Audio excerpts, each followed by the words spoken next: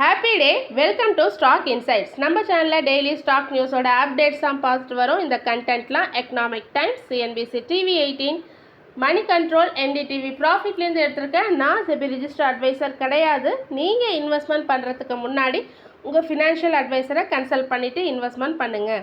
இன்றைக்கி மே 16, மார்க்கெட்டுக்கு தேவையான இம்பார்ட்டன்ட் ரிசல்ட்ஸ் என்னென்ன வந்திருக்கு, இம்பார்ட்டன்ட் நியூஸ் என்ன வந்திருக்கு எல்லாமே பார்க்கலாம். Welspun Enterprises Q4 ரிசல்ட் கொடுத்துருக்காங்க. Consolidated year on year wise net profit increase ஆயிருக்கு, 29.6% இன்க்ரீஸ் ஆயிருக்கு, 100 crore கொடுத்துருக்காங்க. ரெவன்யூ 24% இன்க்ரீஸ் ஆயிருக்கு, 1021 crore கொடுத்துருக்காங்க. எபிடா 35% இன்க்ரீஸ் ஆயிருக்கு, 113 crore-லேருந்து 153 crore இன்க்ரீஸ் ஆயிருக்கு. எபிடா மார்ஜின் 13.7%-லேருந்து 15% இன்க்ரீஸ் ஆயிருக்கு. போர்ட் ஃபைனல் டிவிடெண்ட் தரதா ரெக்கமெண்ட் பண்ணியிருக்காங்க, ₹3 per equity share. Singapore telecommunication limited Singtel அவங்க 5 crore ஷேர்ஸ் இன் பாரதி ஏர்டெல்லில் வயா பிளாக் டீல் மூலமாக செல் பண்ணுறதா சொல்லியிருக்காங்க. அதோட சைஸ் பார்த்திங்கன்னா 8500 crore. ஃப்ளோர் ப்ரைஸ் எவ்வளோ கொடுத்துருக்காங்கன்னா 1800 per ஷேர் கொடுத்துருக்காங்க. ஸோ எஸ்டர்டே க்ளோசிங்லேருந்து 3.6% டிஸ்கவுண்ட்டில் சொல்லியிருக்காங்க. LT Foods Q4 ரிசல்ட் கொடுத்துருக்காங்க. Consolidated year on year wise net profit 7.9% increase ஆயிருக்கு, 161 crore கொடுத்துருக்காங்க.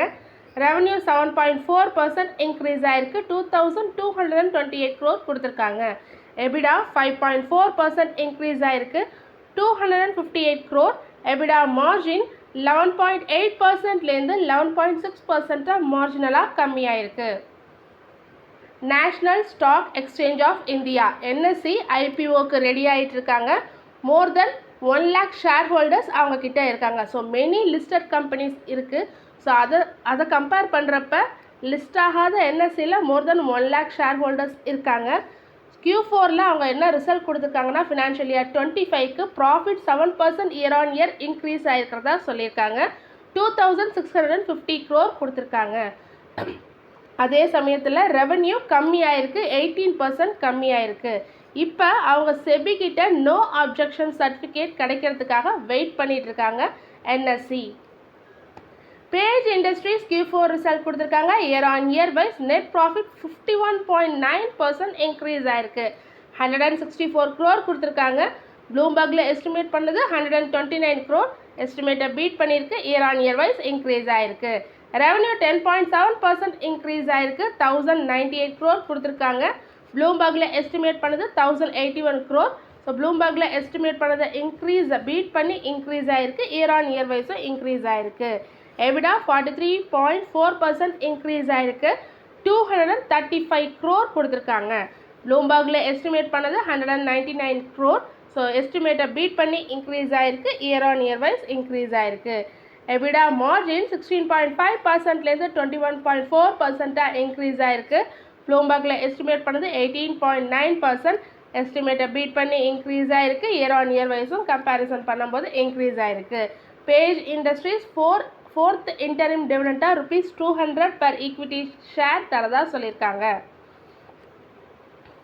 Godfrey Philips Q4 ரிசல்ட் கொடுத்துருக்காங்க. Consolidated year on year wise net profit 30.4% increase ஆயிருக்கு, 279 crore கொடுத்துருக்காங்க. ரெவன்யூ 70.6% அப், 1888 crore கொடுத்துருக்காங்க.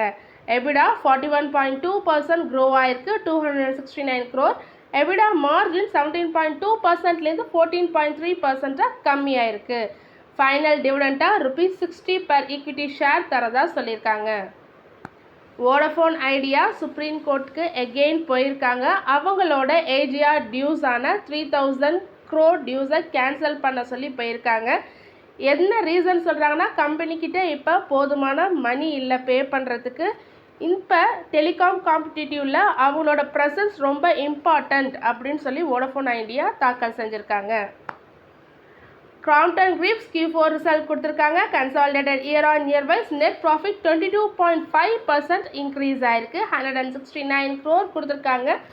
ப்ளூம்பர்கில் எஸ்டிமேட் பண்ணது 160 crore. ஸோ எஸ்டிமேட்டை பீட் பண்ணி இன்க்ரீஸ் ஆயிருக்கு, இயர் ஆன் இயர் வைஸும் இன்க்ரீஸ் ஆயிருக்கு. ரெவன்யூ 5.1% இன்க்ரீஸ் ஆயிருக்கு, 2061 crore கொடுத்துருக்காங்க. ப்ளூம்பர்கில் எஸ்டிமேட் பண்ணது 2160 crore. எஸ்டிமேட்டை பீட் பண்ணல, பட் ஆனால் year on year wise increase ஆகிருக்கு. எபிடா 29.4% இன்க்ரீஸ் ஆகிருக்கு. எபிடா மார்ஜின் 10.4%லேருந்து 12.8% இன்க்ரீஸ் ஆகிருக்கு. போர்ட் டிவிடெண்ட் தரதா சொல்லியிருக்காங்க, ₹3 per equity ஷேர்.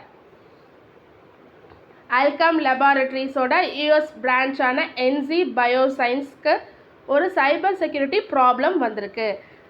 ஹேக்கர்ஸ் வந்து சில கம்பெனி எம்ப்ளாயீஸோட இமெயில் அக்கௌண்ட்ஸை ஹேக் பண்ணியிருக்காங்க. ஸோ ராங் பீப்புளுக்கு மணி சென்ட் பண்ணியிருக்கிறதா சொல்லியிருக்காங்க. கம்பெனியோட டோட்டல் அமௌண்ட் இப்போ அஃபெக்ட் ஆகிருக்கு. ஸோ இந்த ஃப்ராடுக்கான இன்வெஸ்டிகேஷன் போயிட்டுருக்கு. கம்பெனி இண்டிபெண்ட்டாக எக்ஸ்டர்னல் ஏஜென்சிஸ் வச்சும் செக் பண்ணிட்டு இருக்கிறதா சொல்லியிருக்காங்க Alkem laboratories. Godfrey industries Q4 result கொடுத்துருக்காங்க. Consolidated year on year wise net profit 183 crore increase ஆகிருக்கு. ஸோ போன வருஷம் இதே குவார்ட்டரில் லாஸில் இருந்திருக்காங்க, 312 crore லாஸில் இருந்திருக்காங்க. இப்போ ப்ராஃபிட்டுக்கு வந்திருக்காங்க. ஸோ அதுவே ஒரு குட் தான். ரெவன்யூ இன்க்ரீஸ் ஆகிருக்கு, 26.5% இன்க்ரீஸ் ஆகிருக்கு, 5780 crore கொடுத்துருக்காங்க. எபிடா 29.4% இன்க்ரீஸ் ஆகிருக்கு, 593.5 crore கொடுத்துருக்காங்க. எபிடா மார்ஜின் 10%லேருந்து 10.3% இன்க்ரீஸ் ஆகிருக்கு. JSW எனர்ஜி Q4 ரிசல்ட் கொடுத்துருக்காங்க. Consolidated year on year wise net profit 16% increase ஆகிருக்கு, 408 crore கொடுத்துருக்காங்க. ப்ளூம்பர்கில் எஸ்டிமேட் பண்ணது 295 crore. ஸோ எஸ்டிமேட்டை பீட் பண்ணி இன்க்ரீஸ் ஆகிருக்கு, இயர் ஆன் இயர் வைஸும் இன்க்ரீஸ் ஆகிருக்கு. ரெவன்யூ 15.7% இன்க்ரீஸ் ஆகிருக்கு. ப்ளூம்பர்கில் எஸ்டிமேட் பண்ணது 3459 crore. இவங்க ரிசல்ட் கொடுத்துருக்கிறது 3189 crore. ஸோ ப்ளூம்பர்கில் எஸ்டிமேட் பண்ணதை பீட் பண்ணல, பட் ஆனால் year on year wise increase ஆகிருக்கு. எபிடா 3.1% இன்க்ரீஸ் ஆகிருக்கு, 1204.5 crore கொடுத்துருக்காங்க. ப்ளூம்பர்கில் எஸ்டிமேட் பண்ணது 1315 crore. எஸ்டிமேட்டை பீட் பண்ணல, பட் ஆனால் year on year wise increase ஆகிருக்கு. எபிடா மார்ஜின் 42.4%லேருந்து 37.8% கம்மி ஆகிருக்கு. ப்ளூம்பர்கில் எஸ்டிமேட் பண்ணது 38%. டிவிடெண்ட் தரதா சொல்லியிருக்காங்க, ₹2 per equity ஷேர். இந்தியாவுடைய ஆயில் டிமாண்ட் வந்து இப்போ ஃபாஸ்ட்டாக இன்க்ரீஸ் ஆகிட்டுருக்கு. ஸோ மேஜர் கண்ட்ரீஸ்க்கு இடையில பார்க்கும்போது இந்தியாவோட ஆயில் டிமாண்ட் தான் ரொம்ப ஹை லெவலில் இன்க்ரீஸ் ஆகிட்டுருக்குன்னு சொல்லியிருக்காங்க.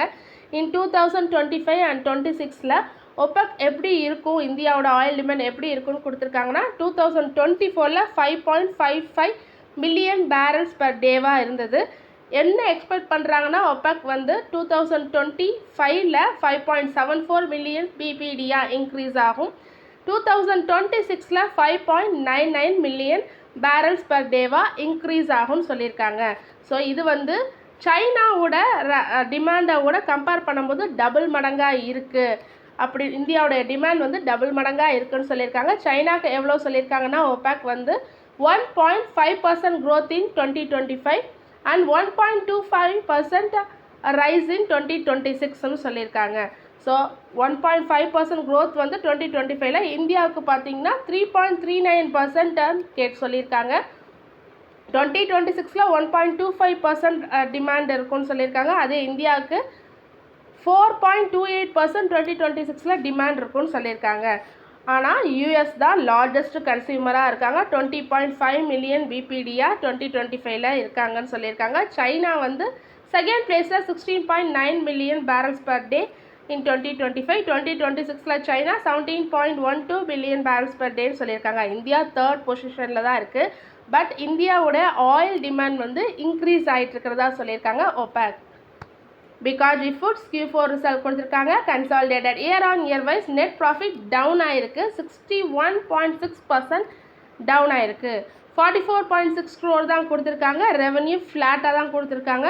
அதாவது போன வருஷமும் இதே குவார்ட்டர் சேமாக தான் கொடுத்துருக்காங்க, 614 crore. எபிடா 53.9% டவுன் ஆகிருக்கு, 74.3 crore கொடுத்துருக்காங்க. எபிடா மார்ஜினும் 26.2%லேருந்து 12% கம்மியாயிருக்கு. அபவுட் இந்தியா Q4 ரிசல்ட் கொடுத்துருக்காங்க. Year on year wise net profit 27.9% increase ஆகிருக்கு, 367 crore கொடுத்துருக்காங்க. ரெவன்யூ 11.5% அப் ஆகிருக்கு, 1605 crore கொடுத்துருக்காங்க. EBITDA 29.8% இன்க்ரீஸ் ஆயிருக்கு, 428.5 crore கொடுத்துருக்காங்க. EBITDA மார்ஜின் 22.9%லேருந்து 26.7% இன்க்ரீஸ் ஆயிருக்கு. LIC housing finance Q4 result கொடுத்துருக்காங்க. நெட் ப்ராஃபிட் 25.4% இன்க்ரீஸ் ஆயிருக்கு. ப்ளூம்பர்கில் எஸ்டிமேட் பண்ணது 1348 crore, இவங்க கொடுத்துருக்கிறது 1368 crore. ஸோ எஸ்டிமேட்டை பீட் பண்ணி இன்க்ரீஸ் ஆயிருக்கு. இயர் ஆன் இயர் வைஸும் இன்க்ரீஸ் ஆயிருக்கு. டோட்டல் இன்கம் 5% இன்க்ரீஸ் ஆயிருக்கு. 1283 crore கொடுத்துருக்காங்க. போர்ட் டிவிடெண்ட் தரதா சொல்லியிருக்காங்க, ₹10 per equity ஷேர். ஸோ இன்றைக்கி இண்டஸ் இன் பேங்க்கை மெயினாக நம்ம வாட்ச் பண்ணணும். ஸ்டாக் எப்படி ரியாக்ட் ஆகுதுன்னு பார்க்கணும். ஸோ இண்டஸ் இன் பேங்க்கில் ஆல்ரெடி சம் ப்ராப்ளம்ஸ் இருக்குது. இன்கம் அண்ட் அசட்ஸ் ரெக்கார்ட்ஸில் மைக்ரோ ஃபினான்ஸ் பிஸ்னஸில் மெயினாக சம் ப்ராப்ளம்ஸ் இருக்குதுன்னு நம்ம ஆல்ரெடி பார்த்துட்டு வந்துட்டு இருந்தோம். இப்போ பேங்க்ஸோட இன்டர்னல் ஆடிட் டிபார்ட்மெண்ட் செக் பண்ணியிருக்காங்க. மைக்ரோ ஃபினான்ஸ் ஆப்ரேஷனை ஃப்ராட் எரர்ஸ் வந்து ஃபினான்ஷியல் ரிப்போர்ட்டிங்கில் இருக்குதுன்னு கண்டுபிடிச்சிருக்காங்க. 674 crore ராங்காக இன்ட்ரெஸ்ட் இன்கம் அக்ராஸ் 3 quarters, அதாவது ஃபினான்ஷியல் இயர் 25ல் 3 quartersல இருக்குதுன்னு கண்டுபிடிச்சிருக்காங்க. 674 crore. ஸோ அந்த ஃபுல் அமௌண்ட் January 10 வந்து கரெக்ட் பண்ணி ரிவர்ஸ் பண்ணியிருக்காங்க பேங்க்குக்கே. ஸோ இப்போ அனதர் ப்ராப்ளம் என்ன வந்திருக்குன்னா, விசில் ப்ளோவர் வந்து கம்ப்ளைண்ட் பண்ணியிருக்காங்க. மோர் செக்ஸ் பண்ணும்போது கம்ப்ளைண்ட் பண்ணியிருக்காங்க. ஸோ இன்டர்னல் ஆடிட் பண்ணும்போது 595 crore அண்டர் அதர் அசட்டில் வந்து ஏதோ மிஸ் ஆகிருக்கு அப்படின்னு சொல்லி கம்ப்ளைண்ட் பண்ணியிருக்காங்க. அதாவது மிஸ்னால் ஃப்ராட் ஆகிருக்குன்னு சொல்லி கம்ப்ளைண்ட் பண்ணியிருக்காங்க. ஸோ இதை பற்றி எம்ப்ளாயீஸ் கிட்ட பேச்சுவார்த்தை போயிட்டுருக்கு. யாரெல்லாம் இதில் இன்வால்வ் ஆகிட்டுருக்காங்கன்னு கண்டுபிடிக்கிறதா சொல்லியிருக்காங்க. இதுக்காக ஹையர் பண்ணது தான் ஏர்ன்ஸ்ட் அண்ட் யங்குன்றவங்கள ஹையர் பண்ணி இந்த இன்வெஸ்டிகேஷன், இந்த ரிவ்யூலாம் போயிட்டுருக்கு. ஸோ சின்ஸ் ஜான்வரி 2025ல் ஆர்பிஐ என்ன முடிவு எடுத்திருந்தாங்கன்னா, இந்த micro finance loans under Bharat financial inclusion கீழே வரதை ஸ்டாப் பண்ண சொல்லி ஆர்பிஐ சொல்லியிருந்தாங்க. ஸோ அதையும் இண்டஸ் இன் பேங்க் இம்ப்ளிமெண்ட் பண்ணிட்டாங்க. இப்போ பேங்க் போர்டு என்ன சொல்லியிருக்காங்கன்னா, அவங்களோட இன்டர்னல் கண்ட்ரோல்ஸை ரொம்ப ஸ்ட்ரென்தன் பண்ண போகிறதா சொல்லியிருக்காங்க. அக்கௌண்டபிலிட்டிலாம் நாங்கள் வந்து என்ஷூர் பண்ண போகிறோம். ஸோ நெசசரி ஆக்ஷன்ஸ் நாங்கள் எடுக்க போகிறோம் இந்த ஆடிட்டில். ஸோ ரொம்ப ஸ்ட்ரிக்டாக கொண்டு போகிறதா சொல்லியிருக்காங்க. இதை கண்டுபிடிக்கிறதுக்கு 595 crore அதர் அசட்டில் நடந்திருக்கிறத செக் பண்ணுறதுக்கு ரொம்ப ஸ்ட்ரென்த்தனாக இன்டர்னல் ஆடிட் ரொம்ப ஸ்ட்ராங்காக இருக்க போகிறதா சொல்லியிருக்காங்க இண்டஸ் இன் பேங்க். தொடர்ந்து இதுமாரி யூஸ்ஃபுல்லான மார்க்கெட் அப்டேட்ஸ் வேணும்னா மறக்காமல் நம்ம சேனலை சப்ஸ்கிரைப் பண்ணணும், பெல் ஐக்கான் கிளிக் பண்ணணும், லைக் அண்ட் ஷேர் பண்ணுங்கள்.